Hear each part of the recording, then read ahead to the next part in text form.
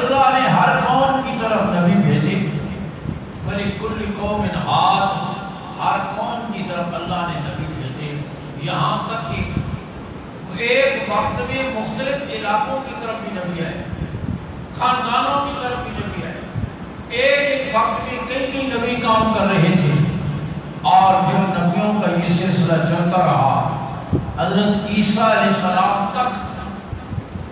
عیسیٰ علیہ السلام کے بعد پھر تقریباً 600 سال تک کوئی نبی نہیں ہے۔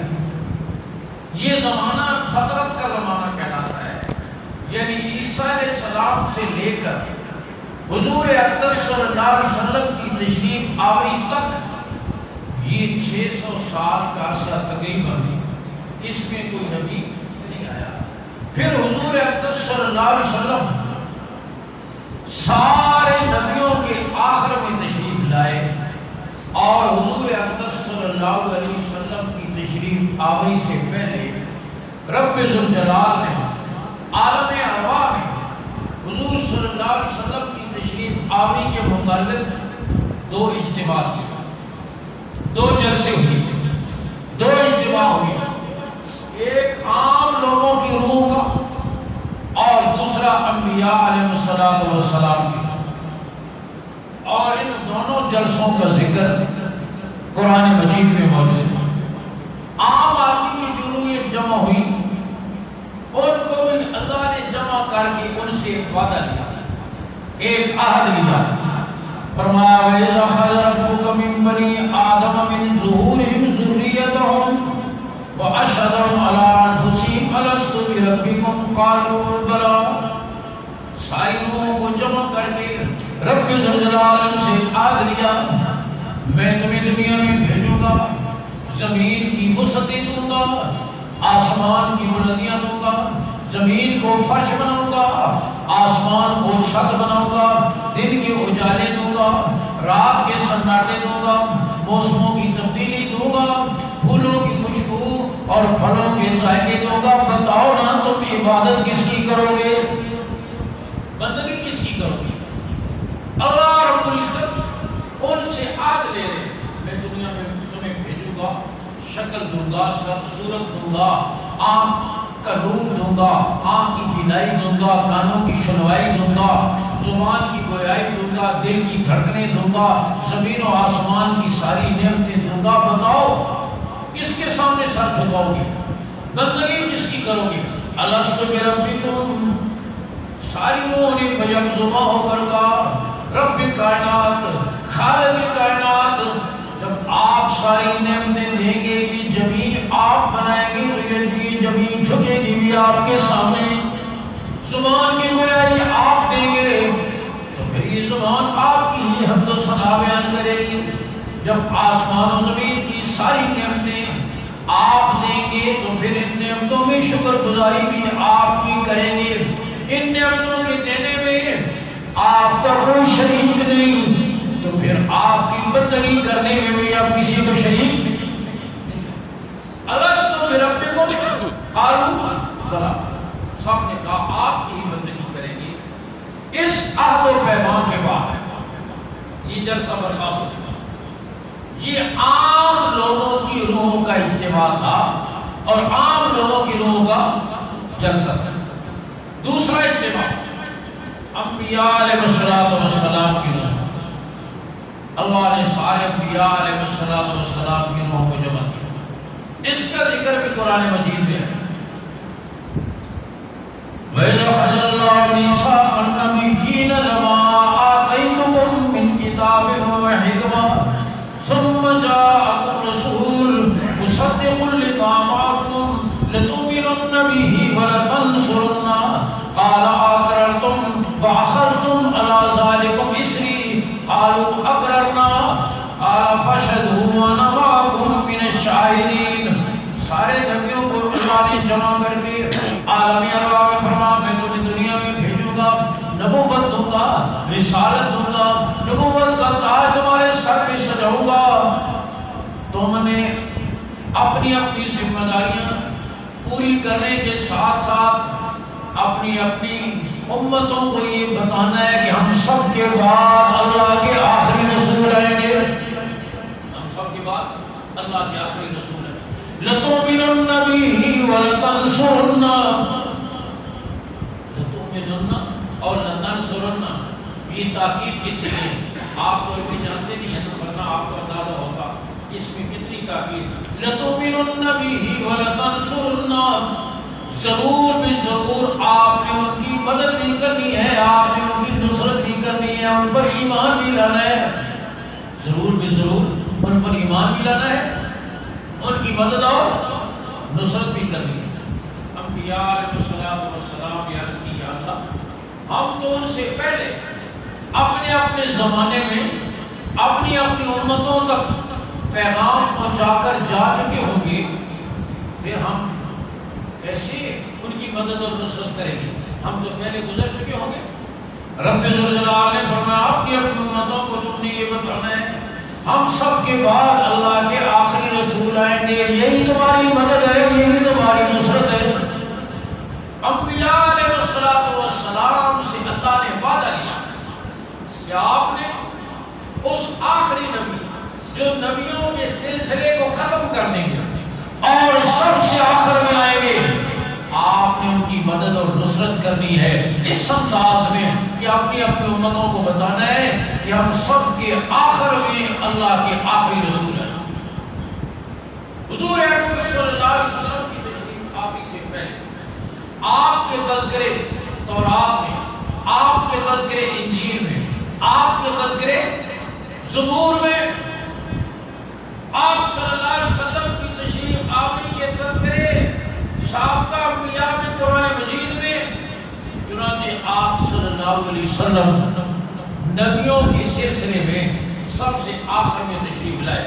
میں نے عرض کیا عالم انسانیت آدم علیہ السلام کے زمانے میں اپنے بچپنے میں ہے، پھر آہستہ آہستہ انسانیت کی جوانی آتی چلی گئی. حضور اکرم صلی اللہ علیہ وسلم پر پہنچ کر نبوت بھی اپنی انتہا کو پہنچ گئی، انسانیت بھی اپنی انتہا کو پہنچ گئی. آپ صلی اللہ علیہ وسلم نے فرمایا انا والساعۃ کہاتین، میں اور قیامت کیوں ہے، میرے بعد درمیان میں اور کوئی نبی نہیں اور کوئی شریعت نہیں، میں آخری نبی اور پھر میرے بعد قیامت. اسی لیے آپ صلی اللہ علیہ وسلم کی صفات میں سے صفاتی ناموں میں سے ایک نام حاشر بھی ہے کہ پھر آپ کے بعد میدان حشر ہی ہوگا، آپ کے بعد قیامت ہوگی، درمیان میں کوئی اور نبی کوئی نئی شریعت نہیں. حضور اکرم صلی اللہ علیہ وسلم پر نبوت اپنی انتہا کو پہنچی. اسی کو میرے آقا صلی اللہ علیہ وسلم نے ایک مثال سے بھی سمجھایا. آپ صلی اللہ علیہ وسلم نے فرمایا مثلی و مثل انبیاء من قبلی، میری اور مجھ سے پہلے نبیوں کی مثال ایسے ہے جیسے ایک محل، وہ محل مکمل تھا اور اس محل میں ایک اینٹ کی جگہ باقی تھی، باقی سارے محل کی تعمیر مکمل ہو گئی. بہت خوبصورت محل اور اس کی زیب و زینت میں کوئی کمی نہیں، لیکن اس محل میں اس کی دیوار میں ایک اینٹ کی جگہ خالی تھی. جو بھی اس محل کو دیکھنے آتا وہ کہتا بڑا خوبصورت محل ہے، کاش یہ اینٹ کی جگہ بھی پر ہو جاتی، اس محل کی زینت اپنے کمال کو پہنچ جاتی. آپ صلی اللہ علیہ وسلم نے فرمایا میں اس قصر نبوت کی آخری اینٹ ہوں، اللہ نے میری آمد پر اس قصر نبوت کو مکمل کر دیا. قصر نبوت مکمل ہو گیا، میرے بعد کوئی اور نبی نہیں، اس لیے کہ قصر نبوت میں کوئی اور گنجائش نہیں. میرے بعد کوئی اور نبی نہیں، اس لیے کہ میرے بعد نبوت کا کوئی اور درجہ ہی نہیں. اور یاد رکھیں جب نبی بدلتا ہے تو پھر سب کچھ بدل جاتا ہے. نبی بدلتا ہے تو سب کچھ بدل جاتا ہے. نبی بدلتا ہے تو پھر کلمہ بدل جاتا ہے. نبی بدلتا ہے تو کلمہ بدل جاتا ہے. نبی بدلتا ہے قبلہ بدل جاتا ہے. نبی بدلتا ہے کتاب بدل جاتی ہے. نبی بدلتا ہے شریعت بدل جاتی ہے. نبی بدلتا ہے احکامات بدل جاتے ہیں. آج آپ غور فرمائیں حضور اکرم صلی اللہ علیہ وسلم کو دنیا سے تشریف لے جانے کا عرصہ 1450 سال تقریباً ہو چکا ہے. آج تک وہی شریعت، وہی احکامات، وہی دین، وہی قبلہ، وہی قرآن، وہی نماز صلی اللہ علیہ وسلم پر دین مکمل ہو گیا، اور اس دین کے مکمل ہونے کا اعلان رب ذوالجلال نے آپ کے آخری حج کے موقع پر میدان عرفات آپ صلی اللہ علیہ وسلم اونٹنی پر سوار ہیں، صحابہ کو حج کے احکامات سکھا رہے ہیں، اور آپ اعلان فرما رہے ہیں تم مجھ سے حج کے مناسک سیکھ لو، شاید پھر اس میدان میں تم سے میری ملاقات نہ ہو سکے۔ وہ آپ کی حیات طیبہ کا پہلا حج بھی ہے، آخری حج بھی ہے۔ اسی موقع پر جمعہ کا دن، اور یہ آیت ظہر اور عصر کے درمیان نازل ہوئی، جس میں دین کے مکمل ہونے کے ہی نہیں اکمل ہونے کے اعلان کر دیا۔ فرمایا الیوم اکملت لکم دینکم واتممت علیکم نعمتی ورضیت لکم الاسلام دینا۔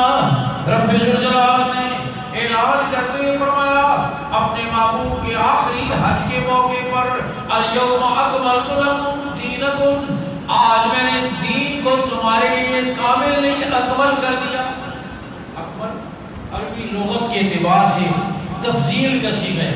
اکمل بہت زیادہ کامل، ایک ہے کامل اور ایک ہے اکمل، ایک ہے جمیل اور ایک ہے اجمل، بہت زیادہ خوبصورت۔ کامل پورا، اکمل بہت زیادہ پورا، بہت زیادہ کامل۔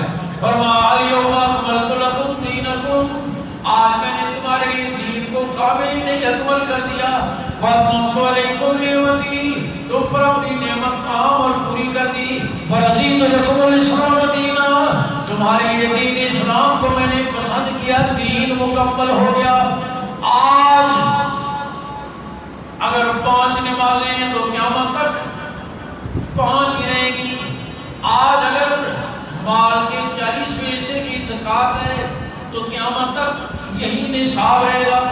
آج اگر سال میں 2 عیدیں ہیں تو قیامت تک 2 ہی رہیں گی، تیسری کی گنجائش نہیں۔ یار لوگوں نے تو تیسری بنا دیا۔ ہاں، آج اگر 2 عیدیں ہیں تو قیامت تک 2 ہی رہیں گی، آج اگر 5 نمازیں ہیں تو قیامت تک 5 ہی رہیں گی۔ دین کامل اور مکمل ہو گیا۔ اب اگر اس دین میں کوئی نئی چیز آ جائے تو اس کا مطلب یہ ہوگا کہ اللہ نے تو اعلان کر دیا کہ دین مکمل ہو گیا، لیکن اصل میں مکمل نہیں تھا، آج اب ہم اس کو مکمل کریں۔ حضور اکرم صلی اللہ علیہ وسلم نے لوگوں سے پوچھا میدان عرفات میں، بتاؤ حل بلغت رسالت، حل بلغت، میں نے تم تک دین پہنچا دیا یا نہیں؟ حضرات صحابہ کرام 1,24,000 کم و بیش، انہوں نے عرض کی پہنچایا ہی نہیں، پہنچانے کا حق ادا کر دیا۔ بلغت الرسالہ وادیت الامانہ ونصحت الامہ، آقا آپ نے پہنچایا ہی نہیں، پہنچانے کا حق ادا کر دیا، رسالت کو پہنچا دیا، امانت ادا کر دی، خیر خواہی کا حق ادا کر دیا۔ 1,24,000 کم و بیش نفوس قدسیہ نے حج کے موقع پر میدان عرفات میں یہ تائید کی۔ اب اگر نیا نبی آتا ہے تو وہ کوئی نیا احکامات لائے گا، نیا دین لائے گا۔ یہ حضور اکرم صلی اللہ علیہ وسلم کی گستاخی ہے کہ آپ پر دین مکمل ہو گیا اور اب یہ کوئی نئی بات لا رہا ہے، اس کا مطلب ہے کہ دین مکمل نہیں ہوا۔ یا آج اگر ہم دین میں نئی نئی چیزیں داخل کرتے ہیں، بدعات کو شامل کرتے ہیں اور ان کو نیکی بنا کر پیش کرتے ہیں، جیسے آج ہمارے معاشرے میں بہت ساری رسومات اور بہت ساری بدعات کو دین کا درجہ دے دیا گیا، فرض کا درجہ دے دیا گیا، بلکہ فرض سے اوپر کا درجہ دے دیا، اور ہم نے حضور کی شریعت کے مقابلے میں، آپ کے دین کے مقابلے میں ایک متوازی شریعت، اپنی خواہشات وہ ہم نے شامل کر دی اور اس کا نام ہم نے عشق و محبت کو رکھ دیا۔ اور ان رسومات کی اتنی پابندی کہ جو سنت پر چلے، سنی تو وہ ہے نا، جو سنت پر چلے وہ سنی وہ ہوتا ہے، لیکن آج جو سنت پر چلے وہ وہابی ہے، اور جو سنت کے خلاف سنت کی جڑیں کاٹے اور سنت کو ذبح کرے وہ سنی۔ خرد کا نام جنون رکھ دیا، دونوں کا نام خرد۔ عجیب و غریب۔ آپ ایک چیز پر غور کریں، ایک چیز پر غور کریں، یہ میری بات نہیں تیرے اور میرے نبی کی بات ہے، نہ مان تو میری بات لیکن اپنے نبی کی تو ماننا۔ اب غور کرو ذرا، میں آپ کو تھوڑی سی جھلک دکھاؤں کہ ہم نے دین کے مقابلے میں نیا دین، شریعت کے مقابلے میں نئی شریعت، حضور کے طریقے کے مقابلے میں اپنا طریقہ اور رسم و رواج گھڑ کر کہیں دین کی اور نبی کی توہین تو نہیں کی۔ سوچیں، غور کریں۔ میں آپ کو جب مثالیں عرض کرتا ہوں، آپ غور کریں۔ جنازہ ہوتا ہے، جنازہ پڑھنے کے بعد اعلان ہوتا ہے۔ کیا اعلان کرتے ہو؟ ایک تو یہ ہوتا ہے مہمان روٹی کھا کے پرسوں رسم کل ہے، پرسوں رسم کل، پرسوں کیا ہوگی؟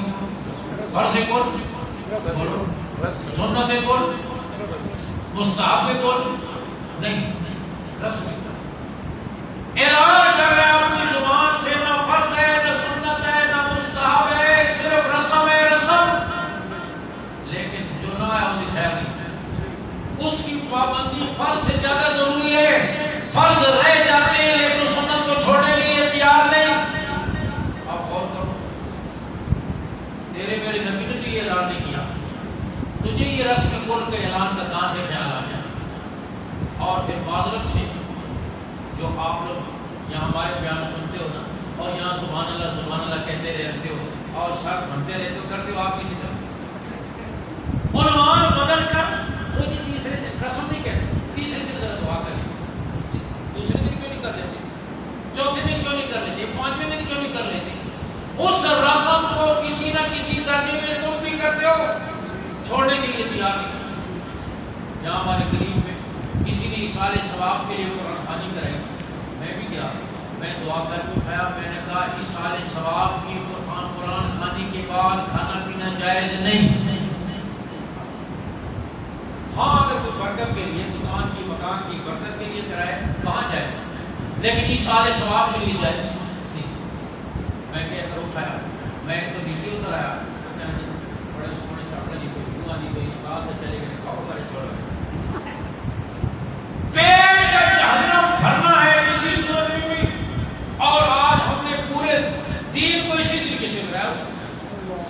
یاد رکھیں، ہاں شریعت نے اس جنن بات آگئی تو عرض کر دوں، شریعت نے جہاں وقت کی، مقدار کی، جگہ کی قید لگائی ہے اس کو ہٹانا چاہیے۔ ہم جمعے کی نماز 3 فرض نہیں پڑھ سکتے، 4 نہیں پڑھ سکتے، یہ نہیں کہ جو مبارک دن ہے جتنا گوڑ پاؤ اتنا بیٹھے استاد 4 پڑھا دو، کیا فرق ہے؟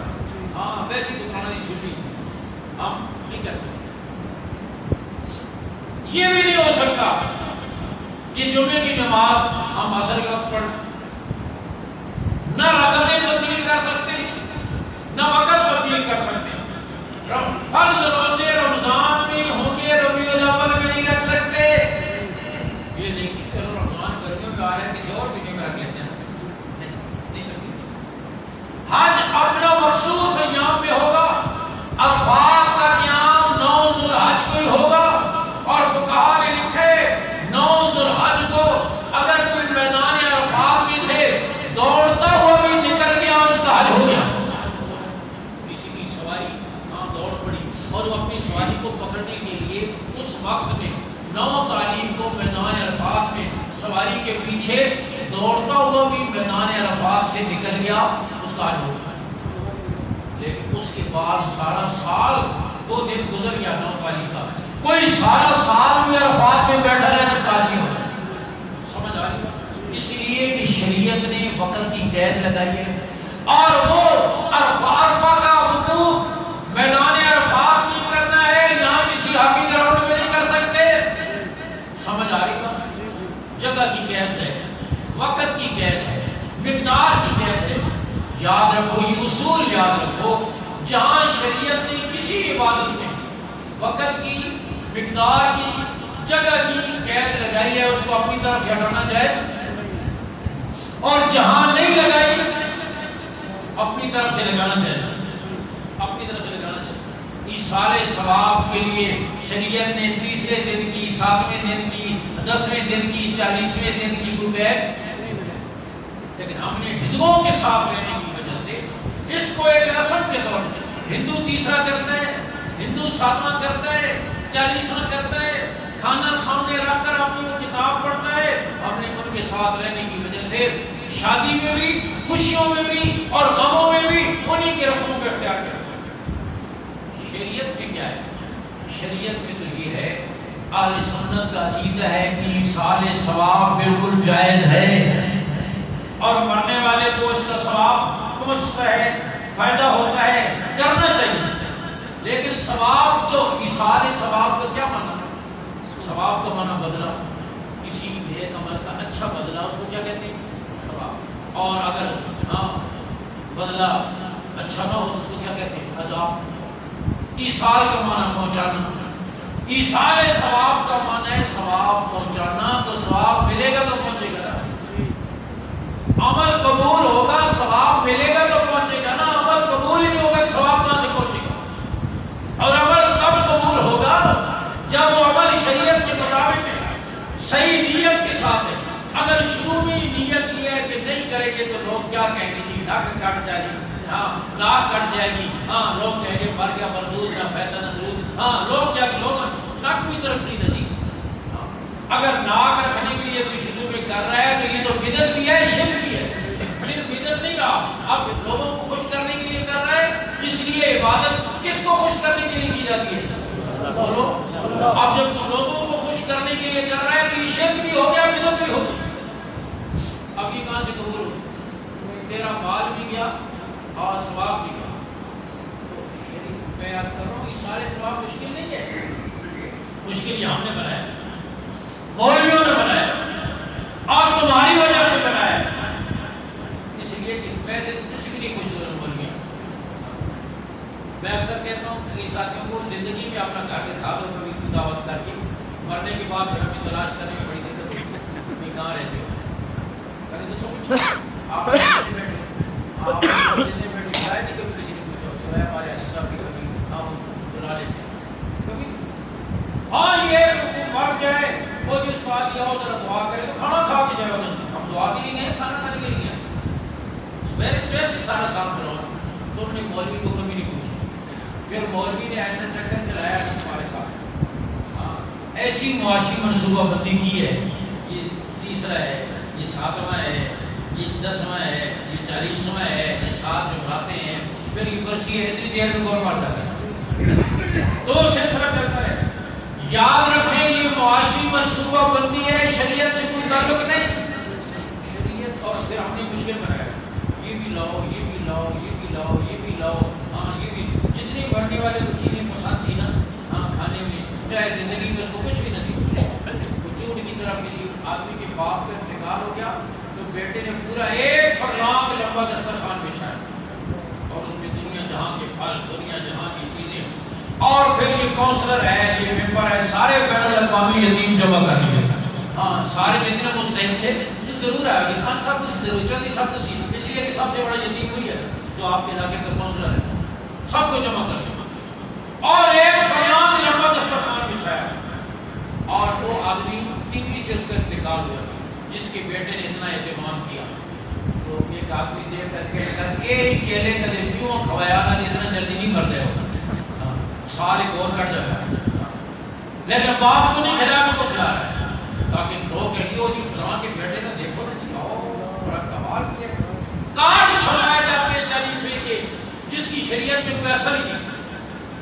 اب ایصال ثواب کا پھر طریقہ کیا ہے؟ ہم ایصال ثواب سے منع نہیں کر رہے، ہم تو کہتے ہیں اتنا ایصال ثواب کرو کہ تیسرے دن کب تک بھی انتظار نہ کرو، دوسرے دن بھی کرو، تیسرے بھی کرو، چوتھے بھی کرو، پانچویں بھی کرو، ہر روز کرو، ہر وقت کرو۔ کیوں انتظار کرواتے ہو اس کو تیسرے دن کا، کیوں انتظار کرواتے ہو اس کو 40 دن بیچارے کو؟ اور پھر ہم کہتے ہیں لیکن آپ ہر روز آپ تب کر سکیں گے جب شریعت کے مطابق، جب لمبی لمبی دسترخوان اور بیوی اور یہ، پھر آپ ہر روز کہاں سے کر سکیں گے؟ اتنا آسان ہے، آپ بتاؤ۔ ہاں میں نے عرض کیا وہ مشکل ہم نے بنایا ہے اور تمہاری وجہ سے بنایا ہے، اگر تسی ٹھیک ہو نا مولوی چکر نہ کریں، آپ بتاؤ پورا قرآن مجید تو چند خوش قسمت کو یاد ہوتا ہے، بعض ایسے ہوتے ہیں بیچارے کے ناظرہ قرآن مجید بھی نہیں آتا، لیکن یاد ہوتی ہے یاد ہوتی ہے ہر مسلمان کو یاد ہوتی ہے.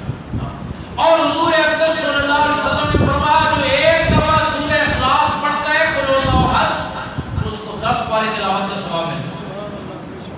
آپ نے 3 دفعہ سورہ اخلاص پڑھ کر اپنی والدہ کو ثواب کی نیت کر لی. مجھے نہیں بلایا, آپ خود ہی پڑھ کر, کسی ڈرائیور کی ضرورت نہیں ہے وہاں, نہ ڈسپیچ کرنے کی ضرورت ہے. آپ نے 3 دفعہ سورہ اخلاص پڑھ کر نیت کر لی کہ اللہ اس کا ثواب میری والدہ کو میرے والد کو پہنچا دے. بتاؤ پہنچے گا ہی نہیں؟ کوئی رکاوٹ نہیں. کوئی رکاوٹ تو کیوں چکر چلا کرتے ہیں؟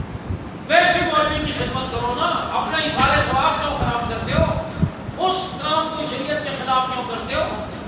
یہ میں نہیں کہتا علماء کو مت کھلاؤ, علماء کی خدمت کرو, علماء کو کھلاؤ پلاؤ, اپنے گھر بلاؤ, دعوت کرو, ہدیہ دو, لیکن یہ اپنا سارے ثواب. آپ یہاں سے اسلام آباد جا رہے ہیں ڈیوٹی پر, آپ گاڑی میں بیٹھے, آپ کو سورہ فاتحہ یاد ہے, آپ گاڑی میں بیٹھے اور اسلام آباد پہنچنے تک آپ نے 50 دفعہ سورہ فاتحہ پڑھ کر اس کا ثواب اپنے مرحومین, اپنے آباء و اجداد سب کو پہنچا دیا. سب کی نیت کر لی, اللہ سب کو پہنچائے گا, ہر ایک کو پورا پورا پہنچائے گا, آپ کو بھی پورا ملے گا. مشکل ہے؟ کوئی مشکل نہیں. آپ مالی صدقہ کرنا چاہتے ہیں, مالی سارے ثواب کرنا چاہتے ہیں, وہ بھی جائے.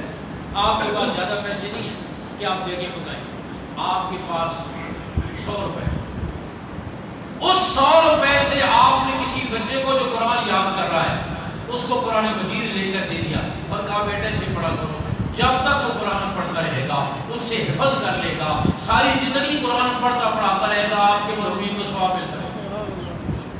بتاؤ مشکل ہے یا آسان؟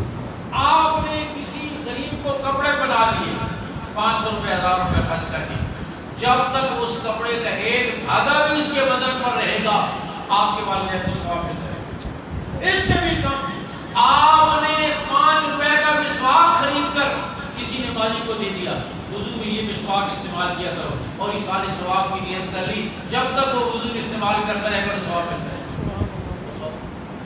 مشکل ہے یا مشکل نہیں ہے, آسان ہے. میں نے عرض کیا 3 مکمل ہو گیا. خیر بات دوسری طرف جا رہی ہے, یہ میرا موضوع نہیں. میں آج کر رہا تھا میدان عرفات میں رحمت دو عالم صلی اللہ علیہ وسلم پر یہ آیت نازل ہوئی جس میں دین کے مکمل ہونے کا فرمایا, الیوم اکملت لکم دینکم واتممت علیکم نعمتی ورضیت لکم الاسلام دینا. آج میں نے تمہارے لیے دین کو کامل اور اکمل کر دیا, یہ نعمت تم پر تمام کر دی. حضرت عمر رضی اللہ عنہ کے پاس ایک یہودی آیا اور آ کر کہنے لگا تو ہمارے قرآن مجید میں ایک آیت ایسی ہے, اگر وہ ہماری تورات میں ہوتی اس آیت کے نازل ہونے کو ہم عید کا دن مناتے ہیں. حضرت عمر نے پوچھا کون سی آیت ہے؟ کہا الیوم اکملت لکم دینکم, جس میں تمہارے دین کے مکمل ہونے کا اعلان ہے. حضرت عمر نے فرمایا مجھے معلوم ہے یہ آیت کب اور کہاں نازل ہوئی. یہ عرفہ کے دن 9 ذی الحج کو میدان عرفات میں نازل ہوئی. وہ دن ہمارے لیے ویسے عید کا دن تھا, ہمیں عید منانے کی ضرورت نہیں ہے, اور نہ ہم عیدیں مناتے اور کرتے ہیں. وہ عید کا دن, جمعہ کا دن مسلمان کے لیے ویسے عید کا دن ہے, عرفہ کا دن بھی اس کے لیے عید کا دن ہے. کہا وہ دن ہمارے لیے ویسے عید. تو میں عرض کر رہا ہوں حضور اقدس صلی اللہ علیہ وسلم پر دین کے مکمل ہونے کا اعلان ہو گیا. اب اگر نیا نبی آئے گا اور کوئی نئی شریعت لے کر آئے گا تو گویا یہ الزام آئے گا کہ اللہ نے اعلان تو کر دیا تھا لیکن دین مکمل نہیں. اگر ہم اپنی مرضی سے کسی چیز کو ثواب بنا کر پیش کرتے ہیں, ثواب بنا کر پیش کرتے ہیں, تو پھر گویا یہ ہوگا کہ حضور صلی اللہ علیہ وسلم نے تو میدان عرفات میں اعلان کر دیا تھا کہ میں نے پورا دین پہنچا دیا, لیکن یہ تو آج ہم ثواب کی بات ہمیں اب پتہ چلی ہے. اس لیے میں آج کر رہا ہوں کسی صورت میں بھی قیامت تک کے لیے دین کی اس عبارت میں نقد لگانے کی گنجائش نہیں. اور میں عرض کر رہا ہوں جو نئی نبوت کا ڈھونگ رچایا گیا حضور اقدس صلی اللہ علیہ وسلم کے زمانے میں بھی, آپ صلی اللہ علیہ وسلم نے کیا ارشاد فرمایا؟ آپ نے فرمایا سیکون بعدی کذابون ثلاثون, میرے بعد 30 جھوٹے اور دجال پیدا ہوں گے. کلہم یزعم انہ نبی, ہر ایک یہ دعویٰ کرے گا کہ وہ نبی ہے. آپ صلی اللہ علیہ وسلم نے فرمایا یہ سارے کذاب ہوں گے, لا نبی بعدی, میرے بعد کوئی نبی نہیں. ان انقطعت النبوۃ اور رسالہ، نبوت اور رسالت ختم ہو گئی، لا رسول بعدی ولا نبی، میرے بعد کوئی نبی و رسول نہیں ہے۔ آپ نے فرمایا انا آخر الانبیاء وانتم آخر الامم، میں آخری نبی ہوں اور تم آخری امم۔ قرآن آخری کتاب ہے، بیت اللہ آخری قبلہ ہے، اس کے بعد آپ کسی نبی کی کو گنجائش نہیں۔ نبوت کے جھوٹے دعوے دار پیدا ہو گئے، نبوت کے جھوٹے دعوے۔ مسلمہ کذاب، اس نے آ کر حضور صلی اللہ علیہ وسلم سے کہا میں مسلمان ہوتا ہوں، آپ کے ہاتھ پر اسلام کی بیعت کرتا ہوں، لیکن آپ مجھے اپنی نبوت و رسالت میں شریک کریں، مجھے بھی اپنا خلیفہ بنا دیں نبوت و رسالت میں۔ حدیث میں آتا ہے آپ کے ہاتھ میں دست مبارک میں اس وقت کھجور کی ایک چھڑی تھی، آپ نے فرمایا اگر اس حوالے سے تم مجھ سے یہ ایک چھڑی بھی مانگو، ہاں نبوت اور رسالت میں شرکت کے حوالے سے، تو میں تمہیں یہ ایک چھڑی دینے کے لیے بھی تیار نہیں ہوں، ذرا برابر بھی تم اسلام قبول کرو یا نہ کرو، لیکن نبوت اور رسالت میں تمہیں شریک کرنے کے لیے تیار نہیں ہوں۔ چنانچہ اس نے اسلام پر بیعت بھی نہیں کی، اور پھر جا کر اس نے اپنا اقتدار دیا۔ حضور اکرم صلی اللہ علیہ وسلم نے اپنے زمانے میں اس نے نبوت کا دعویٰ کر دیا، آپ نے حبیب انصاری کو بھیجا جاؤ جا کر اس کو دعوت دو۔ حبیب انصاری نے دعوت دی، حبیب انصاری کو اس نے شہید کر دیا، ہاتھ پاؤں کٹوا دیے اور زبان کٹوا دی، چمڑا ادھیڑ کر، اور پھر وہ تڑپ تڑپ کر شہید ہو گئے۔ یہ اطلاع ملی ان کی والدہ ام عمارہ رضی اللہ تعالیٰ عنہ، بڑا اس نے اپنے جتھا تیار کیا، ہزاروں لوگ۔ اور یاد رکھیں دنیا میں بے وقوفوں کی کمی نہیں ہے، کوئی بھی آدمی اپنا کتنا ہی بے وقوفی والا دعویٰ لے کر کھڑا ہو جائے نا، اس کو اپنے حصے کی بے وقوف مل جائے، اس کو بھی اپنے حصے کی بے وقوف مل جائے، اور ہزاروں لوگ اس کی گرد جمع ہو گئے۔ حبیب انصاری کو شہید کرا دیا۔ اور دوستو غور کرو کیا جذبہ تھا، امت نے عقیدہ ختم نبوت کی حفاظت کے لیے شروع سے قربانیاں دی، اور یہ عقیدہ دوپہر کے چمکتے ہوئے سورج کی طرح اتنا واضح ہے قرآن مجید کی 100 آیتوں سے اور 210 متواتر حدیثوں سے، یہ عقیدہ ثابت ہے۔ اسی لیے امام ابو حنیفہ رحمہ اللہ نے فرمایا اگر کوئی آدمی نبوت کے کسی جھوٹے دعوے دار سے صرف اتنا پوچھے کہ تو نے نبوت کا دعویٰ کیا ہے، تیرے پاس کیا دلیل ہے، فرمایا یہ دلیل پوچھنے والا بھی کافر ہو جائے گا۔ اس لیے اس کو شک ہے، کبھی تو دلیل پوچھ رہا ہے، اگر شک نہ ہوتا کہتا تو لانتی ہے، تو مردود ہے، ہاں میں تجھے نہیں مانتا۔ اب یہ جب دلیل پوچھ رہا ہے جس کا مطلب یہ ہے کہ اس کو کوئی شک ہے۔ امام ابو حنیفہ رحمہ اللہ نے فتویٰ دیا کہ ایسا شخص جو جھوٹے نبوت کے دعوے دار سے کوئی دلیل بھی پوچھے وہ دار اسلام سے تو میں نے عرض کیا صحابہ نے کیا مردوں اور کیا عورتوں نے کبھی اس عقیدے پر کمپرومائز نہیں، جوان صحابی حبیب انصاری شہید ہوئے اور بے دردی کے ساتھ دونوں ہاتھ کٹے، دونوں پاؤں کٹے، زبان کٹی، اور چھری لے کر پھر ان کے بدن سے چمڑا اتارا گیا جیسے بکری کی کھال پائی جاتی ہے۔ لیکن غور کرو اس وقت کے مسلمانوں کا کیا جذبہ ہے، ان کی ماں کو اطلاع ملی ام عمارہ رضی اللہ تعالیٰ کہ تیرا جوان بیٹا حبیب اس انداز میں شہید ہوا، کروڑوں نے ام عمارہ کی قبر پر۔ دوستو عمارہ بھی تو ماں تھی نا، اس کے پیروں میں پتھر تو نہیں تھا، دھڑکتا ہوا دل تھا، ماں کی مامتا تھی، لیکن کروڑوں نے ام عمارہ کی قبر پر سنتے کے لگی لے حاضر یوم ارزاد، اسی دن کے لیے وہ بیٹے کو دودھ بنایا تھا کہ کل نبوت کے ناموس کے تحفظ کے لیے قربان ہو جائے۔ اپنے بیٹے کی جوانی کی بہاریں اسی لیے دیکھنا چاہتی تھی کہ کل نبوت کے ناموس کے تحفظ کے لیے قربان ہو جائے۔ کبھی ماں کو یہ جذبہ، اور آج کی ماں میں کہا کرتا ہوں بچے کو نہلاتی ہے، کپڑے پہناتی ہے، نکر پہناتی ہے، شرٹ پہناتی ہے، ٹائی لگاتی ہے، سرما ڈالتی ہے، کنگھی کرتی ہے، پھر پڑوسن کو آواز دیتی ہے سکینہ تک نہ میرا پتر کیا جا رہے ہیں، بس یہی میرا ہے۔ کہ یہ بس انگریز لگی جیسے اتنا شوق ہے ہمیں انگریز بننے کا. میں کہا کرتا ہوں یہ چمڑی کالی رہ جاتی ہے، اگر کوئی ایسی دکان کھل جائے نا کہ کالی چمڑی بھی تبدیل ہو جائے تو پھر باقی برطانیہ میں دیکھتا ہوں اتنا یورپ کا نوجوان اس کو انگریز بننے کی، جو انگریز ہے اس کو اتنا انگریز بننے کی فکر نہیں جتنا ہمارے پاکستانی نوجوان. کسی نے پیچھے کو تو بنائی ہے، کسی نے مرغیاں ڈالی ہوئی ہیں، کسی نے کیا کیا ہوا ہے. یہ یار عورتوں سے بس ایک راہ کر رہے ہیں. اس وقت کی ماں کی معراج یہ ہے کہ میرا جوان بیٹا دین کی سربلندی کے لیے استعمال ہو جائے، نبوت کے ناموس کے تحفظ کے لیے قربان. چنانچہ حضور اقدس صلی اللہ علیہ وسلم کی زندگی میں اسود عنسی نے نبوت کا دعویٰ کر دیا، اور اس نے نبوت کا دعویٰ کر کے یمن کے علاقے میں اس نے اپنی ریاست قائم کر لی، صنعاء پر قبضہ کر لیا، اور صنعاء کے جو حاکم تھے مسلمان ان کو شہید کر دیا، اور ان کی بیوی جس کا نام آزاد تھا اس کو اپنے قبضے میں لے لیا. اور اس کی بیوی صحابی کی بیوی جب اس نے زبردستی قبضے میں لی تو انہوں نے اپنے جدزاد بھائی صحابی فیروز دہلوی رضی اللہ تعالیٰ عنہ جو حبشہ کے بادشاہ نجاشی کے بھانجے تھے، اپنے جدزاد کو کہا کہ مجھے اس سے چھڑاؤ، اور ادھر سے حضور اقدس صلی اللہ علیہ وسلم نے بھی حکم دیا اسود عنسی کو قتل کیا جائے. نبوت کا جھوٹا دعوے دار کسی صورت میں دھرتی پر لینے کے قابل نہیں. یہ تو آج کے ہمارے مغرب زدہ لوگ ہیں نا، اور وہ سمجھتے ہیں کہ یہ فرقہ وارانہ مسئلہ اور یہ مولوی بس کرتے رہتے ہیں.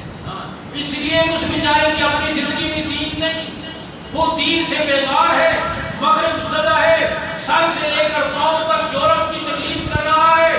کلمہ اس کو نہیں آتا، نماز اس کو نہیں آتی، قرآن سے اس کا تعلق نہیں، دین سے اس کا تعلق نہیں. وہ کہتے ہیں بس آئے تو اپنی رائے کا حق ہے. یہ فرقہ وارانہ مسئلہ نہیں، یہ دین اسلام کی عبادت کو گرا دینا ہے، یہ حضور کی نبوت پر حملہ ہے، آپ کی ناموس پر حملہ ہے، یہ دین اسلام کی کمال پر اور اس کے مکمل ہونے پر حملہ ہے. یہ فرقہ وارانہ مسئلہ نہیں. لیکن جتنی حکومتیں بھی اکثر مسلمانوں کی آتی رہتی ہیں وہ قرآن بے دین ہوتے ہیں، دین سے دور ہوتے ہیں، ان بیچاروں کو دین سے قرآن سے تعلق ہی نہیں ہوتا.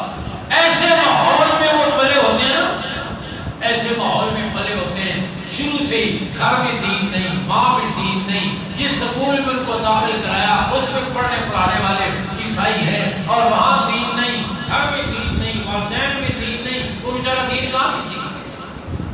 آپ کے ملک میں یہ جو ایلیٹ کلاس ہے اور آپ کی یہ بیوروکریسی اور آپ کے وزراء وقتاً فوقتاً گل کھلاتے رہتے ہیں کہ وزیر صاحب تقریر کرتے کہتے پڑھو درود شریف قل اللہ احد اللہ الصمد. اس کو درود شریف اور سورہ اخلاص کا پتہ نہیں ہے. آپ کے ملک کے ایک وفاقی وزیر تعلیم، وزیر صنعت نہیں، وزیر تجارت نہیں، وزیر تعلیم، ان سے پوچھا کہ آپ قرآن کے پاروں کی تعداد کتنی ہے؟ ان کا 40. آپ اندازہ کرو کس ماحول میں پھر اس کی پرورش پائی ہوگی. جو بات گلی کے بچوں کو بھی معلوم ہوتی ہے، بچے بھی آپس میں لڑتے ہیں کہتے ہیں 30 بار قرآن کی قسم ہے. جو بات گلی کے بچوں کو پتہ ہوتی ہے آپ کے وزیر تعلیم کو معلوم نہیں. آپ کے وزیر داخلہ ایک گزرے ان کو سورہ اخلاص کی ایک میٹنگ ہماری ان کے ساتھ تھی، کہنے لگے آج تلاوت کون کرے گا؟ اس کا کسی کرو اور تو سورہ اخلاص یاد ہوگی ہوگا. کہنا مجھے سب ایسی بات نہیں ہے، میں نے گھر میں تفسیر رکھی ہوئی ہے، میں تفسیر کا مطالعہ کرتا ہوں. ہم نے کہا تفسیر کا مطالعہ کرنے سے سورہ اخلاص نہیں یاد ہوتی ہے، قاری صاحب کی مار کھانی پڑتی ہے. تفسیر کا مطالعہ کرنے سے کہاں سے سورہ اخلاص آئے گی؟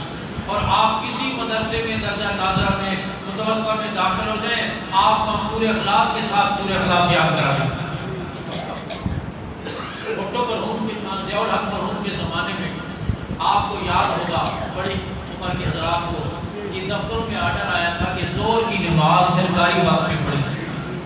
اسلام آباد کی ایک منسٹری میں آرڈر آیا تو سیکرٹری نے اپنے جوائنٹ سیکرٹری سے کہا یہ آرڈر آیا اور آرڈر میں یہ بھی تھا کہ ہیڈ آف ڈپارٹمنٹ اس کی امامت کرے.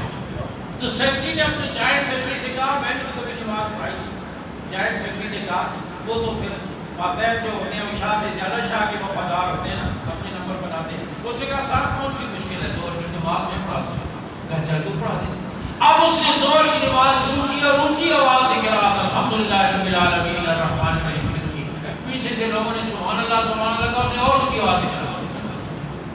بعد نماز کے بعد ایک جونیئر افسر نے ڈرتے ڈرتے کہا سر یہ تو زور کی نماز تھی, اس میں تو قرات ہوتی نہیں تھی.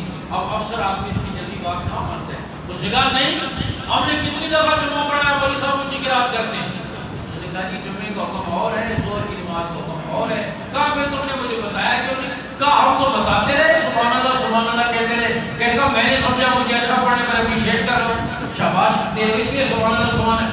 آپ اندازہ کریں یہ طبقہ جو مسلط ہے اور مسلط رہا ہے, اس بیچارے کو کیا کرو گے, کیا سمجھے گے سب نے بول کیا جی.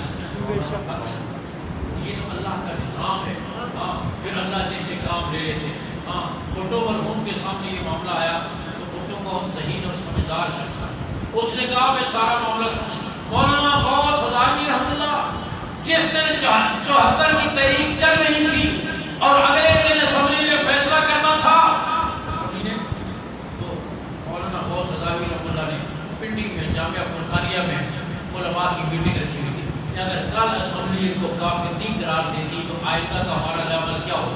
اس حوالے سے تو بھٹو مرحوم کا فون آیا کہ آپ یہاں آ جائیں, پرائم منسٹر ہاؤس آ جائیں. کہا میں نے تو مولانا ہزاری کہنے لگے میں نے تو میٹنگ بلائی ہوئی ہے. بھٹو کہنے لگے علماء سارے اپنی نبوت کے قائل ہیں, میں آپ کو جس کے لیے بلا رہا ہوں اس کو سمجھانے کی ضرورت ہے. مولانا ہزاری چلے گئے. کہا میں نے نہیں سمجھا کہ کوئی وزراء اس طرح کے لوگ بیٹھے ہوئے. میں پہنچا تو کون کوئی بھٹو مرحوم کی بیگم نصرت بھٹو اور دونوں بیٹھے. بھٹو کہنے کی بیگم شبیر اس کو اس مسئلے کا پتہ نہیں اور قادیانی عورتوں اور بیگمات کے فون آ رہے ہیں اور ان کو اس مسئلے کی نزاکت کا پتہ نہیں. مولانا ہزاری کہنے لگے میں نے 3 گھنٹے بیگم نصرت بھٹو کو یہ مسئلہ سمجھایا اور 3 گھنٹے کے بعد وہ کہنے لگے میں سمجھ گئی بالکل دین اسلام سے ان کا کوئی تعلق نہیں, ان کو فوری طور پر کافر کرا. اور کیا پتا یہی بھٹو مرحوم کی موقعت کے ذریعے یہ اتنا بڑا تھا. اور پھر علماء نے اس کے لیے مسلسل کوششیں کی, آپ کو اندازہ نہیں, اس کے لیے مہینوں بھر پوری رات علماء جاگ کر اور ان کی حوالے جات تلاش کی. اور مرزا ناصر جو قادیانی اس وقت سربراہ تھا, اس نے کہا اگر اسمبلی نے ہمارا موقف سنے بغیر فیصلہ کیا تو یہ زیادتی ہوگی, یک طرفہ کارروائی ہوگی, ہمیں بلایا جائے سنا جائے ہمارا موقف. چنانچہ مرزا ناصر کو بلایا, کئی دن وہاں بیٹھ. پہلے دن مفتی محمود صاحب رحمۃ اللہ کہتے ہیں جب وہ اسمبلی میں آیا پگڑی خوبصورت پگڑی باندھی ہوئی اور لمبی داڑھی کو تیل لگایا ہوا, آنکھوں میں سرما پہنا ہوا, لمبا کرتا, سلوار کٹوں سے اوپر, ایک ہاتھ میں عصا دوسرے ہاتھ میں تسبیح. تو کہنے لگے جو ہی وہ داخل ہوا ہمارے اسمبلی ممبران خسر کرنے لگے کہ یار مولویوں کو بھی اللہ ہے. دیکھو کیسا دینا نیچے ہے, کیسا دینا, اس کو بھی کافر بنا دیا اس لیے کہ یہ بیچارے پیسے کے زور پر اسمبلیوں میں چلے جاتے ہیں. اور تو کیا پتا ہو کیسا دینا نیچے ہے, اس کو بھی انہوں نے اللہ سے بنا دیا مولویوں سے, اس کو بھی کافر کرا دیا. مولانا مفتی محمود فرماتے ہیں پریشان ہو گئے, اسمبلی میں ممبران سارے مسلمان ہیں اور ان کو یہ معلوم نہیں کہ کفر اور اسلام کا تعلق شکل اور صورت سے نہیں ہوتا, عقیدے سے ہوتا ہے. عقیدہ ٹھیک ہونے کے بعد بے شکل پر نظر آتا ہے. کوئی سکھ کتنی بڑی پگڑی باندھتا ہے, کتنی بڑی داڑھی رکھتا ہے, وہ مسلمان سمجھ جائے گا؟ کافی پریشان ہو گیا. خیر بات شروع کی, ادھر متوجہ بات شروع کی. میں نے مرزا ناصر سے پوچھا یہ مرزا غلام قادیانی نبی کیسے بن گئے؟ اس نے کہا حضور صلی اللہ علیہ وسلم کی اتباع غلامی کرتے کرتے کرتے کرتے حضور صلی اللہ علیہ وسلم کے درجے پر پہنچ گئے. میں نے کہا 1400 سالہ دور مرزے سے پہلے بھی حضور کی غلامی کرتے کرتے تو اس درجے پر پہنچا ہو؟ کہا نہیں. میں نے کہا حضرت صدیق اکبر پہنچے ہوں؟ کہا نہیں. حضرت عمر پہنچے ہوں؟ کہا نہیں. حضرت عثمان اس مرتبے پر پہنچے ہوں؟ کہا نہیں. حضرت علی المرتضیٰ پہنچے ہوں؟ کہا نہیں. کہا حضرت حسنین حضرت حسین پہنچے ہوں؟ کہا نہیں. اب پھر اسمبلی ممبران کے کان کھڑے ہو گئے. یہ تو کوئی مسئلہ ہے کہ 1400 سالہ دور میں صحابہ اور خلفائے راشدین اور حضور صلی اللہ علیہ وسلم کی آل بیت اس مرتبے پر نہیں پہنچے اور یہ ان کو بڑا پہنچ گیا. پھر ان کے کان کھڑے ہوئے یہ کوئی مسئلہ ہے. پھر کہنے لگی میں نے اسے کہا کہ مرزے نے اسمبلی ممبران کو مزید مائل کرنا تھا. میں نے کہا مرزے نے اپنی کتابوں میں لکھا ہے کہ جو مجھے نبی نہیں مانتے میرا کلمہ نہیں پڑھا ہم اولاد البغایا اور کجریوں کی اولاد ہیں. وہ ہمیں مسلم اور یہی فرق ہے دوستو. ہاں آج لوگ کہتے ہیں مجھے بھی وہ بھی کلمہ پڑھتے ہیں وہ بھی نماز پڑھتے ہیں اور ہماری طرح ہی کلمہ پڑھتے ہیں تو پھر کافر کیسے ہو گئے؟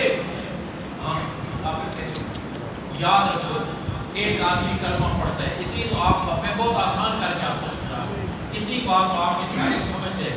ایک آدمی کلمہ پڑھتا ہے لا الہ الا اللہ محمد رسول اللہ کلمہ پڑھتا ہے لیکن کہتے ہیں میں قرآن کو نہیں مانتا.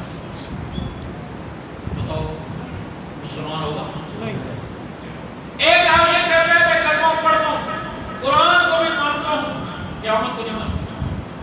بتاؤ مسلمان ہوگا؟ نہیں. کلمہ پڑھنے کے ساتھ کلمہ اس وقت معتبر ہوگا جب دین کی ساری ضروریات جن پر ایمان لانا ہوتا ہے. آج کل تو یہ رواج نہیں رہا. پہلے بچوں کو جب مسجدوں میں پڑھایا جاتا تھا ایمان مفصل ایمان آمنت باللہ وملائکتہ وکتبہ ورسلہ والیوم الآخر والقدر خیرہ وشرہ من اللہ تعالی والبعث بعد الموت. میں ایمان لایا اللہ پر اس کے فرشتوں پر اس کی کتابوں پر اس کے نبیوں پر قیامت کے دن پر اچھی اور بری تقدیر پر. یہ کہا جاتا ہے ایمان مجمل آمنت باللہ کما ہوا باسمائہ و صفاتہ. اب اگر کوئی آدمی یہ کہے میں ساری چیزوں کو مانتا ہوں سارے فرشتوں کو بھی مانتا ہوں جبریل علیہ السلام کو نہیں مانتا ظاہر اسلام سے خارج کلمہ پڑھنے کے باوجود. اور یاد رکھیں جیسے کسی کافر کو کسی مسلمان کو کافر کہنا غلط ہے کسی کافر کو مسلمان کہنا بھی غلط ہے. سمجھ آ رہی؟ ضروریات دین کا اقرار ضروری ہے ساری چیز. اور کفر کسے کہتے ہیں آپ کو یہ بھی بتا دوں آج کفر کی تعریف کیا ہے. کفر کسے کہتے ہیں اور ایمان کسے کہتے ہیں؟ ایمان کفر ضد ہے. ایمان کے مقابلے میں کیا ہوتا ہے؟ کفر. اور کفر کے مقابلے میں کیا ہے؟ ایمان کی تعریف یہ ہے کہ حضور اکبر صلی اللہ علیہ وسلم جو کچھ لے کر تشریف لائے دل سے اس کو ماننا اس کا نام ایمان ہے. اس کا نام حضور صلی اللہ علیہ وسلم جو کچھ لے کر تشریف لائے دل سے اس کو ماننا اس کا نام کیا ہے؟ اب کفر کیا ہے؟ کفر کی تعریف یہ ہے حضور اکبر صلی اللہ علیہ وسلم جو کچھ لے کر تشریف لائے اس میں سے کسی ایک چیز کا انکار بھی کفر ہے. جن چیزوں پر ایمان لانا ضروری ہے جن چیزوں پر ایمان لانا ضروری ہے ان میں سے کسی ایک چیز کا انکار کرنا میں کیا ہو جائے گا؟ اور ختم نبوت تو میں نے عرض کیا ایسا اسلام کا اجتماعی عقیدہ ہے کہ جو قرآن مجید کی 100 آیات سے 210 حدیثوں سے ثابت ہے. اور ہر موقع پر امت کا جو پہلا اجماع حضور اکبر صلی اللہ علیہ وسلم کے دنیا سے تشریف لے جانے کے بعد صحابہ کا پہلا اتفاق اور اجماع اس پر ہوا ہے کہ یہ جو نبوت کا دعوے دار ہے اس کو قتل کیا. اور ہر دور میں امت کا اس پر اتفاق رہا ہے کہ نبوت کا جھوٹا دعوے دار زندہ رہنے کے قابل. چنانچہ میں نے عرض کیا وہ فیروز دہلوی بات یاد ہے فیروز دہلوی ان کی چچا زاد میں کیا نام تھا اس کا یاد رکھے سنی سن ابھی تو بتایا کیا نام تھا صحابی کو شہید کر کے جو زبردستی انہوں نے قبل جا کے رہا کر کیا نام تھا؟ آزاد. آزاد نام تھا. اس آزاد نے اپنے چچا زاد بھائی جو صحابی ہیں فیروز دہلوی ان کو اپنی مدد کے لیے بلایا. کہ مجھے میری اس سے جان چھوڑا، اور ادھر سے حضور صلی اللہ علیہ وسلم نے بھی حکم دیا کہ ہاں اس کو اسود انسی کو قتل کیا جائے، اسود انسی کو چنانچہ فیروز دہلوی گئے، وہ ظاہر ہے اس کی بیوی ان کی جدت میں تھی، رابطہ تو اس سے تھا، اس سے رابطہ کر کے اور پھر اس کے محل میں پہنچے، رات کو اس کے محل میں نقب لگا کر اور عین اس کے کمرے میں اسود انسی کے کمرے میں پہنچ گئے اور جمپ لگا کر اس کے سینے پر بیٹھ کر اور اس کی گردن کو تن سے جدا کر اس نے شور بچایا، اور شور سن کر جو پاک پہنے دار تھے وہ آئے تو اس کی جو بیوی بنائی ہوئی تھی آزاد، اس نے کہا کچھ نہیں تم جاؤ، تمہارے نبی پر وحی نازل ہو رہی ہے، یہ جو آواز آ رہی ہے یہ تمہارے نبی پر وحی نازل ہو رہی ہے۔ یہ فیروز دہلوی رضی اللہ تعالیٰ نے فجر کی نماز سے پہلے اس نبوت کے دعوے دار کو واصل جہنم کیا، جس کو اسود اور پہلے اس نے یمن کے دارالحکومت صنعاء پر قبضہ کر لیا تھا، اور اذان میں اس کی رسالت کا اعلان کیا جاتا تھا، جب اذان ہوتی تھی اس کی رسالت کے فیروز دہلوی رضی اللہ تعالیٰ نے اس کو قتل کیا، اور پھر فوراً فجر کی اذانوں میں اعلان کروایا کہ وہ کذاب واصل جہنم ہو گیا ہے، اذان میں کہا اشہد ان محمد رسول اللہ، اور اللہ تعالیٰ نے جبریل علیہ السلام کے ذریعے حضور اکرم صلی اللہ علیہ وسلم کو اطلاع فرما دی کہ وہ اسود انسی اب واصل جہنم ہو گیا ہے۔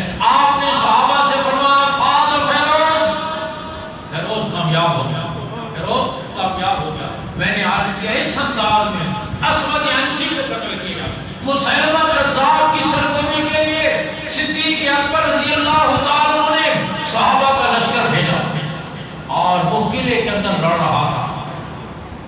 حضرت باشی رضی اللہ تعالیٰ جنہوں نے زمانے جاہلیت میں حضور صلی اللہ علیہ وسلم کے چچا سید الشہداء حضرت حمزہ رضی اللہ عنہ کو شہید کیا تھا، اور پھر مسلمان ہو گئے، ایمان لے آئے۔ حضور صلی اللہ علیہ وسلم نے فرمایا باشی تیرا ایمان بھی قبول ہے، تیرا اسلام بھی قبول ہے، تجھے امان بھی ہے، لیکن میری مجلس میں میرے سامنے نہ بیٹھا کرو کہ تمہیں دیکھ کر مجھے اپنے چچا کی یاد آتی۔ حضرت باشی کہنے لگے ایمان لانے کے بعد میرے نزدیک سب سے محبوب ذات حضور کی ذات تھی، لیکن آپ کی مجلس میں آ کر آپ کے حکم کی وجہ سے میں سامنے نہیں بیٹھتا تھا کہ میری وجہ سے حضور کو تکلیف نہ ہو، لیکن میرے دل میں کرب تھا کہ میں نے زمانے جاہلیت میں اسلام کے ایک شیر کو شہید کیا ہے، کاش کفر کا بھی کوئی میں بڑا ستون گراؤں تاکہ میرا معاملہ برابر ہو جائے۔ تو کہا جب بڑے کمال درجے کے تیر انداز تھے حضرت باشی رضی اللہ تعالیٰ، جب مسلمہ کذاب کے خلاف لڑائی ہوئی تو کہا میں اس طاق میں تھا کہ آج میرے ہاتھوں میں واصل جہنم ہو جائے۔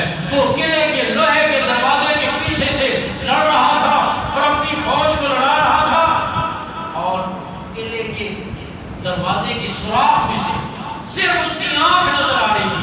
حضرت باشی رضی اللہ تعالیٰ نے ایسا نشانے پر تیر مارا، اس سوراخ میں سے ہوتا ہوا اس کی کھوپڑی سے بھی پھر اس کی آنکھ میں لگا، اس کی کھوپڑی کے بھی پیچھے سے نکل گیا اور وہ واصل جہنم۔ اب میرا دل ٹھنڈا ہوا ہے کہ میرا معاملہ بھی برابر ہو گیا ہے، اور وہ اپنے 30,000 ساتھیوں کے ساتھ اور نبوت کے جھوٹے پیروکاروں کے ساتھ واصل جہنم۔ اس یمامہ کی لڑائی میں کتنے لوگ کافر واصل جہنم ہوئے؟ 30,000، اور 1200 صحابہ شہید ہوئے۔ حضور صلی اللہ علیہ وسلم کے زمانے میں جو غزوات ہوئے، غزوہ احد، بدر وغیرہ اور دیگر چھوٹے موٹے، ان میں 250 سے زیادہ صحابہ شہید ہوئے، لیکن یہ اکیلے یہ جنگ یمامہ جو عقیدہ ختم نبوت کے تحفظ کے لیے تھی، اس ایک جنگ میں 1200 صحابہ شہید ہوئے، جن میں سے 700 صحابہ قرآن مجید کے حافظ تھے۔ 700 صحابہ قرآن مجید کے حافظ تھے۔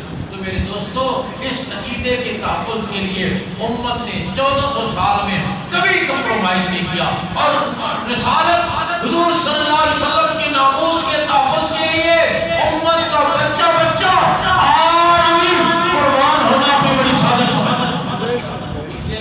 بچہ اسلام کی فطرت میں پیدا ہوا ہے. جب افغانستان میں روس کا تسلط ہوا، روسی فوجی ایک گھر میں داخل ہوئے، ایک چھوٹا بچہ 10-12 سال کا ڈر کے مارے چرخائی کے نیچے چھپ گیا. انہوں نے داخل ہو کر اس کی ماں کو شہید کیا، اس کے باپ کو شہید کیا، اس کے بہن بھائیوں کو شہید کیا. بچہ یہ خونی منظر چرپائی کے نیچے سے دیکھتا رہا. پھر انہوں نے الماری میں سے قرآن مجید نکالا اور پٹک کر زمین پر مارا. جب انہوں نے قرآن مجید کی توہین کی، وہ بچہ شہید کی طرح چرپائی سے نکل کر، چرپائی کے نیچے سے نکل کر روسی فوجی پر جھپٹا اور کہا تم نے میری ماں کو شہید کیا، برداشت کیا، باپ کو شہید کیا، برداشت کیا، بہن بھائیوں کو شہید کیا، برداشت کیا، قرآن کی توہین تمہیں برداشت نہیں کر سکتا. الحمدللہ امت مسلمہ کا ہر بچہ اسلام کی فطرت میں پیدا ہوتا ہے، اور جب اسلام کی فطرت میں پیدا ہوتا ہے تو حضور کی محبت میں پیدا ہوتا ہے. حضور کی محبت پہ پیدا ہوتا ہے، گناہگار سے گناہگار. آپ دیکھتے جائیں چنانچہ جنہوں نے گستاخی کی آخر وہ بچ نہیں سکے اور وہ واسطے جہنم ہوئے. راجپال نے لاہور میں حضور کی شان میں گستاخی کی. امیر شریعت سید عطاءاللہ شاہ بخاری رحمہ اللہ کی رات کو موچی گیٹ پر تقریر تھی، اور کوئی شادی تو شادی نہیں. انہوں نے کہا مسلمانوں، جس امت کے نبی کی توہین ہو اس امت کو زندہ رہنے کا کوئی حق نہیں. کہا یا وہ گستاخی کرنے والا ہاتھ نہ رہے یا گستاخی سننے والے کام نہ رہے. امیر شریعت نے یہ بات کی اور پھر غازی علم الدین نے اس کو واصل جہنم کیا، واصل جہنم کیا. میاں والی جیل میں گئے. وکیل نے کہا غازی علم الدین سے کہہ دو جب میں نے اس کو واصل جہنم کیا میں اپنے ہوش و حواس میں نہیں تھا. غازی علم الدین کہنے لگا زندگی میں ایک ہی کام ہوش میں کیا ہے، اس کو بھی انکار کر دوں. کہا ساری زندگی میں ہوشی میں گزاری ہے، ایک ہی کام تو ہوش میں کیا ہے، اس کا بھی انکار کر دوں. اور کہا کیسے انکار کروں، کیسے انکار کروں. جب سے جیل میں آؤں ہر رات میں حضور کی زیارت نصیب ہوتی ہے، ہر رات میں حضور کی زیارت نصیب ہوتی ہے. اس لیے میں عرض کر رہا ہوں. اور پھر جب اس کی بیعت آئی، اس کو پھانسی دینے کے بعد علامہ اقبال مرحوم نے اس کی حشاش بشاش چہرے کو دیکھا اور کہا اسی گلا کرنے رہ گئے. ترکھان کا بیٹا باجی لے گیا، ترکھان کا بیٹا تھا وہ غازی علم الدین. کہنے لگے ہم باتیں بناتے رہ گئے اور ترکھان کا بیٹا سبقت لے گیا. سید عطاءاللہ شاہ بخاری فرمانے لگے سید باتیں بناتے رہ گیا، ترکھان کا بیٹا سبقت لے گیا. میں نے عرض کیا امت اس کو آج بھی اپنے لیے اعزاز سمجھتی ہے، اور یہ ایک ناسور ہے، یہ ایک ناسور ہے، ایک کینسر ہے جو پاکستان کا بھی دشمن ہے، اسلام کا بھی دشمن ہے. اس لیے میں عرض کر رہا ہوں اس مسئلے کی نوعیت کو سمجھنا چاہیے. یہ فرقہ بنانا مسئلہ نہیں، یہ دین اسلام کے تحفظ کا مسئلہ ہے، حضور کی ناموس کا مسئلہ ہے، اور دین کی دشمنوں کے تعاقب کا مسئلہ ہے. اس لیے آپ میں سے ہر ایک، علامہ انور شاہ کشمیری فرمایا کرتے تھے میرا یقین ہے جو ایک گھنٹہ بھی ختم نبوت کا کام کرے گا اسے حضور کی شفاعت نصیب ہوگی. سید عطاءاللہ شاہ بخاری 9 سال قید رہے، 9 سال، اور بعض اوقات انہیں جیل میں برف کی سل میں ڈال دیا گیا، برف کے بلاک میں ڈال دیا گیا.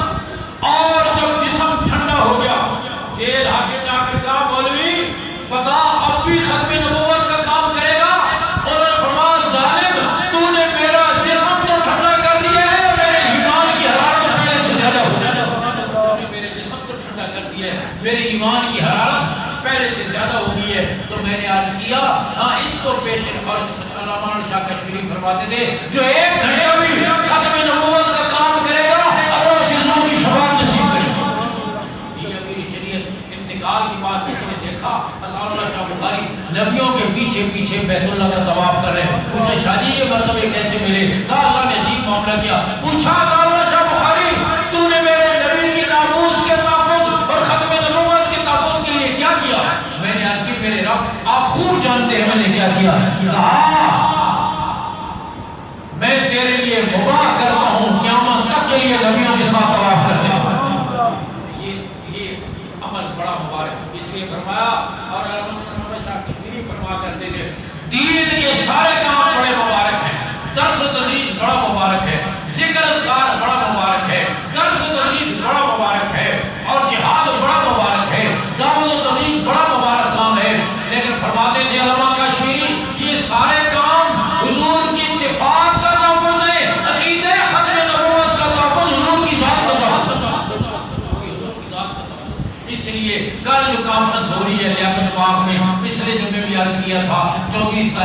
شام کو آپ میں سے ہر ایک یہ نیت کرے حضور اکرم صلی اللہ علیہ وسلم کے ساتھ محبت کا اظہار کرتے ہوئے عقیدہ ختم نبوت کی اہمیت اور اس کے ساتھ عملی وابستگی کا اظہار کرتے ہوئے انشاءاللہ ہم سارے اس میں شریک ہوں گے، سب شرکت کریں گے انشاءاللہ۔ جو باہر بیٹھے دیر سے ہیں وہ بھی نیت کریں تو انشاءاللہ ہم وہاں بھی شک دیر سے پہنچ جائیں، لیکن پہنچ جائیں، شرکت کر لیں۔